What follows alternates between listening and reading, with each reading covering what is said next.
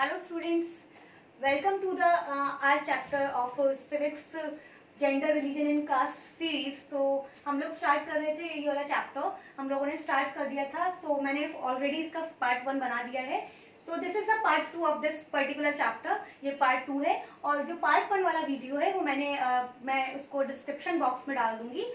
तो पहले आप वो वाला पार्ट देखिएगा, then only you will be able to understand this topic in a better way. Okay, so मैंने उसमें काफी डिटेल में बताया था, तो आप पहले उसको देखिएगा. तो here we are going to continue the topic. So gender division की हम लोग बात कर चुके थे. डिस्क्रिमिनेशन होता है, उसके 3 बेसिस मैंने आपको बताए थे. ठीक है, अब देखिए इंडियन सोसाइटी में क्या होता है. हमारी Indian society male dominating society है, तो वहां पर डिफरेंस किया जाता है मेल और फीमेल में. ठीक है, किस बेसिस पे? जॉब के उसमें एरिया, जॉब फील्ड में, और जो मतलब होम फील्ड है वहां पर उस पर डिफरेंस किया जाता है. तो अब देखिए हम लोग यहाँ पर कुछ डेटा को लेके बात करते हैं. सबसे पहले हम लोगों को बात करनी है यहाँ पर लिटरेसी रेट की, कि लिटरेसी रेट इंडिया में क्या है. तो देखिए इंडिया में जो हम लोगों का सेंसस स्टार्ट हुआ था, सेंसस का मतलब आई होप आप लोग समझते होंगे. देखिए सेंसस का मतलब होता है जनगणना. सेंसस जनगणना यानी कि जो काउंटिंग होती है कि भाई किसी कंट्री की पॉपुलेशन कितनी है, तो इंडिया की पॉपुलेशन कितनी है, तो जनगणना यानी लोगों का पर्टिकुलर मतलब लोगों की सारी इंफॉर्मेशन, उनका लिटरेसी कितने पढ़े लिखे हैं, एज ग्रुप क्या है, सेक्स रेशो कितना है, लिटरेसी रेट कितना है, every information related to the individuals वो कलेक्ट की जाती है. तो इंडिया में जो अभी लेटेस्ट मतलब जो अभी रिसेंट सेंसस हुआ था, वो सेंसस हुआ था 2011 का, और ये भारत का 15वां सेंसस था आजादी के बाद. It was the 15th census after the independence. अगला सेंसस जो होगा, सेंसस हर 10 सालों में होता है. जो लास्ट सेंसस था वो 2011 का था. अगला जो सेंसस होगा that will be held in 2021. तो ये जो सेंसस होगा, इस सेंसस की खास बात ये है कि इसमें भारत के इतिहास में पहली बार जो भी डेटा होगा, जो इन्फॉर्मेशन होगी related to the people, that will be collected through the electronic manner, यानी कि वो इलेक्ट्रॉनिक मैनर में कलेक्ट की जाएगी और उसको इलेक्ट्रॉनिकली सेव किया जाएगा रिकॉर्ड्स में. उसको इलेक्ट्रॉनिकली सेव किया जाएगा. तो इसको चीज को ध्यान रखना. अभी तक क्या होता था, सिर्फ रिकॉर्ड्स बनाए जाते थे, कैसे पेपर में, फाइल्स में वो फाइलें रख दी जाती थी. बट अभी गवर्नमेंट क्या कर रही है, पहली बार क्या करा जा रहा है, इलेक्ट्रॉनिक यानी कि लैपटॉप पे ऑनलाइन उसको सेव किया जाएगा. तो ये फैक्ट आप याद रखिएगा. ठीक है, फिर उसके बाद सेंसस कराता कौन है. देखिए मैं आपको बता रही हूँ यहाँ पे एक्स्ट्रा इन्फॉर्मेशन क्योंकि जरूरी है. क्वेश्चन कहीं से भी, बहुत जनरल टॉपिक है तो क्वेश्चंस भी जनरली एक्सपेक्ट कर रहे हैं हम लोगों को. सेंसस कराता कौन है? भारत में जो सेंसस है, जनगणना है, उसका काम जो है मिनिस्ट्री ऑफ होम अफेयर्स को दिया हुआ है. गृह मंत्रालय जो है, जिसके अभी जो मिनिस्टर है मिस्टर अमित शाह. ठीक है, तो मिनिस्ट्री ऑफ होम अफेयर्स जो है उसके पास रिस्पॉन्सिबिलिटी है to conduct the census every 10 years. तो उसके अंडर में एक डिपार्टमेंट है, मतलब उसके अंडर में एक ऑफिस है जो मतलब ये सेंसस कराता है. और कौन कराता है सेंसस? सेंसस कराता है registrar general of India and census commissioner. ठीक है, registrar general of India and census commissioner जो है वो सेंसस कराने के लिए रिस्पॉन्सिबल है under the ministry of home affairs. ठीक है, तो सेंसस में कुछ फैक्ट्स होते हैं, हमको रियलिटी का पता चलता है कि मतलब क्या क्या डेटा आया हुआ है, लिटरेसी का क्या है, और वुमेन से रिलेटेड सारे डेटा दिए हुए होते हैं.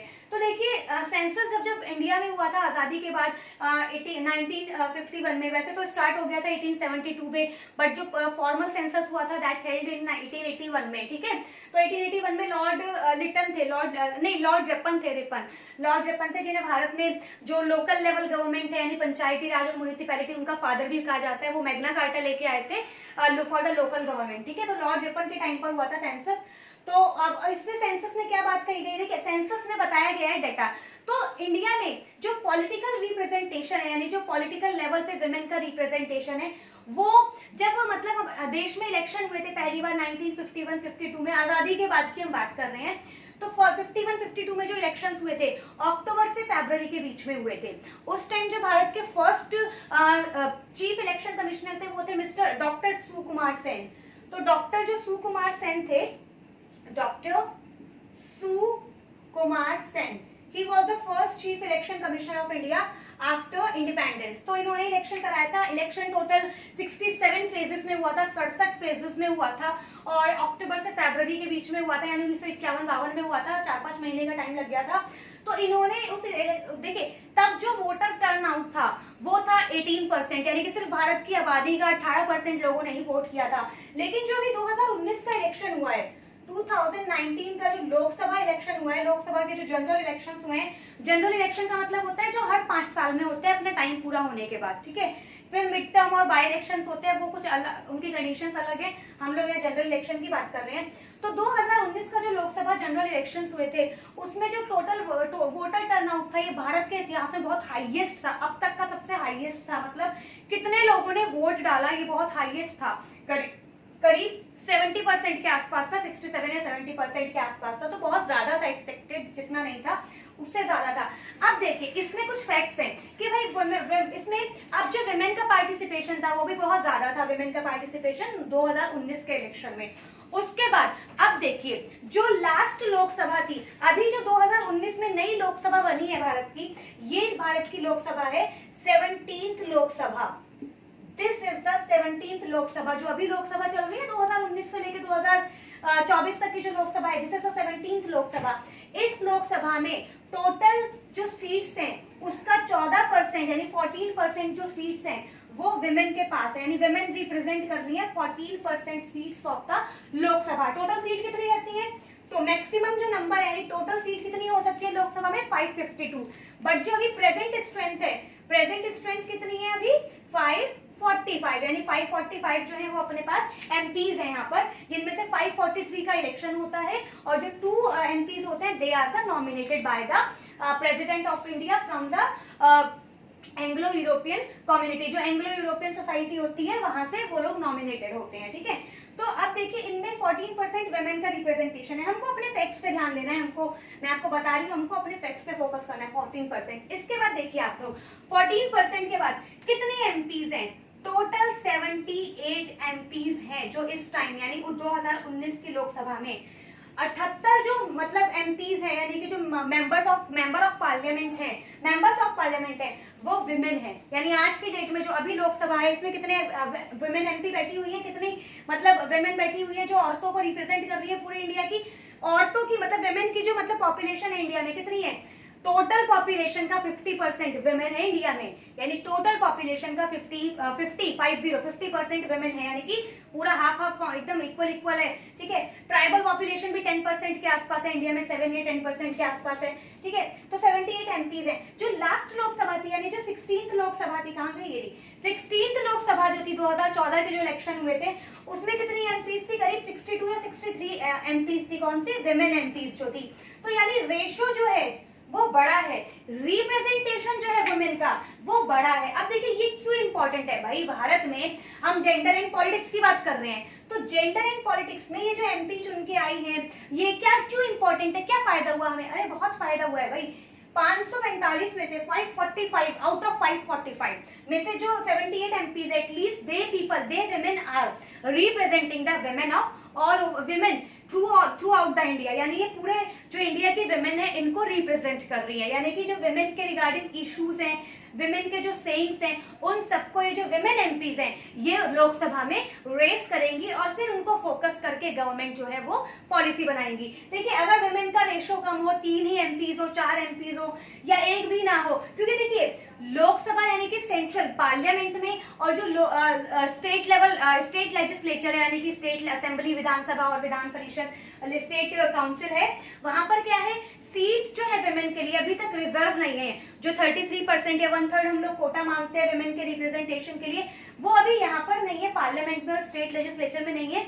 लोकल लेवल गवर्नमेंट में है उन लोगों के लिए रिजर्वेशन 33% का। लोकल लेवल मतलब पंचायती राज यानी पंचायत लेवल पे, और जो म्युनिसिपैलिटी लेवल है, अर्बन और रूरल गवर्नमेंट लेवल पे, लेकिन यहाँ पर नहीं है। तो यहाँ पर स्टिल वुमेन आर रिप्रेजेंटिंग, वो रिप्रेजेंट कर रही है, तो ऑब्वियसली वुमेन का जो वेटेज है वो बढ़ रहा है, तो ये हमारे लिए बहुत अच्छी बात है, ठीक है। फिर हम लोग बात करते हैं इसमें कि 2019 के इलेक्शन में जो सबसे यंगेस्ट एमपी थी, यंगेस्ट वुमेन एमपी थी, हमें वो भी पता होनी चाहिए। तो 2019 के इलेक्शन में जो सबसे यंगेस्ट वुमेन एमपी थी दैट इज चंद्रानी मुर्मू। चंद्रानी मैं आपको ऐसे ही बता रही हूँ क्योंकि बीइंग एन इंडियन हम लोगों को टॉपिक पढ़ना है तो हमें पता ही होनी चाहिए जो बेसिक डिटेल्स हैं, चंद्रानी मुर्मू, और ये जो है इनकी एज जो है मतलब ये 26-27 ईयर ओल्ड है। 1993 का इनका बर्थ है, और इनकी जो कॉन्स्टिट्यूएंसी है मतलब कहाँ से इन्हें इलेक्शन जीती थी, ये जीती थी क्योंझार, एक जगह पड़ती है उड़ीसा में, वहां से इनकी कॉन्स्टिट्यूएंसी है, लोकसभा कॉन्स्टिट्यूएंसी। बीजू जनता दल जो वहाँ के नवीन पटनायक चीफ मिनिस्टर है उनकी पार्टी से ये इलेक्शन जीती है। तो she is the youngest women MP in 2019 जो लोकसभा। ओके, तो उसके बाद हम लोग बात करते हैं, अब देखिए उसके बाद आता है लिटरेसी रेट का। तो लिटरेसी रेट जो है ओवरऑल इंडिया का आज की डेट में करीब 70 या 71% के आसपास है, ठीक है। तो लिटरेसी रेट में इंडिया का बढ़ रहा है, लेकिन लिटरेसी रेट में जो विमेन का लिटरेसी रेट है, यानी जो गर्ल्स का लिटरेसी रेट है, साक्षरता मतलब कितनी विमेन जो है, कितनी गर्ल्स जो है पढ़ी लिखी हैं या फिर मतलब जिनको एजुकेशन नहीं मिल रही है। तो लिटरेसी की डेफिनेशन क्या है, सबसे फर्स्ट ऑफ ऑल तो हमको ये क्लियर होना चाहिए। देखिए लिटरेसी की डेफिनेशन जो है इंडिया में वो ये है कि 7 ईयर ओल्ड जो चाइल्ड है, यानी 7 साल का जो बच्चा है, वो क्या पढ़ना सीख रहा है, मतलब उसको क्या समझ में आ रहा है, वो रीड एंड राइट और जो मतलब जनरल सी कैलकुलेशन है उसको आनी चाहिए, मतलब उसको लिखना आना चाहिए, उसको पढ़ना आना चाहिए, किसी भी रीजनल लैंग्वेज में या किसी भी लैंग्वेज में, और उसको मतलब थोड़ा नॉर्मल सी कैलकुलेशन जो मैथमेटिकल कैपेबिलिटी है वो उसको पता होनी चाहिए। This is the definition of the literacy in India. तो अब देखिए विमेन का जो लिटरेसी रेट है वो भी बहुत कम है, जो मेन का लिटरेसी रेट है वो करीब 74 के आसपास है, विमेन का जो है वो करीब 67 के आसपास है, ठीक है। तो लिटरेसी रेट ही बहुत कम है, क्यों? क्योंकि देखिए डिफरेंस किया जाता है, विमेन को, गर्ल्स को माना जाता है कि मतलब ये तो पराया धन है, they don't need to be studied more, इनको ज्यादा पढ़ने लिखने की जरूरत नहीं है, अल्टीमेटली इनको मतलब ये अपने घर चली जाएंगी, ठीक है। लेकिन अभी तो टाइम बहुत चेंज हो रहा है, हम लोग बहुत मतलब एडवांस्ड वे में मतलब सोचने लगे हैं, माइंड ब्रॉड काफी हो गया due to the spread of the education. तो अभी मतलब क्या सोचा जाता है, इक्वल लेवल पे आ रहे हैं धीरे धीरे, it will take some time, लेकिन अभी जो है वो डिफरेंस कम होता जा रहा है। तो अब उसमें क्या किया जा रहा है, वेमेन को at par with the men लेके आ रहे हैं, तो उनको भी इक्वल एजुकेशनल अपॉर्चुनिटीज, उनको भी इक्वल एजुकेशन देना, जो जॉब अपॉर्चुनिटीज देना है, वो सब चीजें एफर्ट्स गवर्नमेंट कर रही है। और इसमें जो इंडियन सोसाइटी है, मींस जो पेरेंट्स हैं, जो हम लोगों के सोशल एक्टिविस्ट हैं, जो पॉलिटिकल पार्टीज हैं, चाहे वो अपोजिशन हो या रेस्ट ऑफ द पार्टीज हो, उन लोगों का भी बहुत बड़ा एक कॉन्ट्रीब्यूशन है। ओके, अब हम लोग बात करते हैं जॉब के स्फीयर में, मतलब जो फॉर्मल फील्ड है, जो वर्किंग फील्ड है, ऑर्गेनाइज्ड फील्ड है, वहां पर वुमेन का क्या रेशियो है। तो देखिए वर्किंग फील्ड में भी वुमेन आज की डेट में बहुत जबरदस्त तरीके से रिप्रेजेंट कर रही है। कई कंट्रीज की प्राइम मिनिस्टर्स, कई बहुत सारी कंट्रीज के जो प्रेसिडेंट्स हैं, जो चांसलर्स हैं, जो हेड, बहुत वर्ल्ड लेवल जो ऑर्गेनाइजेशंस है, टॉप लेवल ऑर्गेनाइजेशंस हैं, उनके जो हेड हैं वो आज की डेट में बहुत सारे ऑर्गेनाइजेशंस को कौन लीड कर रही है, विमेन लीड कर रही है। मैं कुछ एग्जांपल्स आपको बताती हूँ। बहुत फेमस ऑर्गेनाइजेशन है, आप लोगों को पता होगा, IMF, इंटरनेशनल मॉनेटरी फंड, ठीक है, जिसे ब्रेटन वुड ट्विंस पढ़ा है हम लोगों ने, वर्ल्ड बैंक और IMF को लीड कौन कर रही है। IMF के भी नई 2019 में नई इसकी जो डायरेक्टर है, जो नई इसकी मैनेजिंग डायरेक्टर, इसके सबसे टॉप लेवल जो पोस्ट है उसको MD बोलते हैं, तो मैनेजिंग डायरेक्टर है वो कौन है। 2019 तक कौन थी, 2019 तक थी Christina Lagarde. Okay, Christina Lagarde, मैं लिख देती हूँ,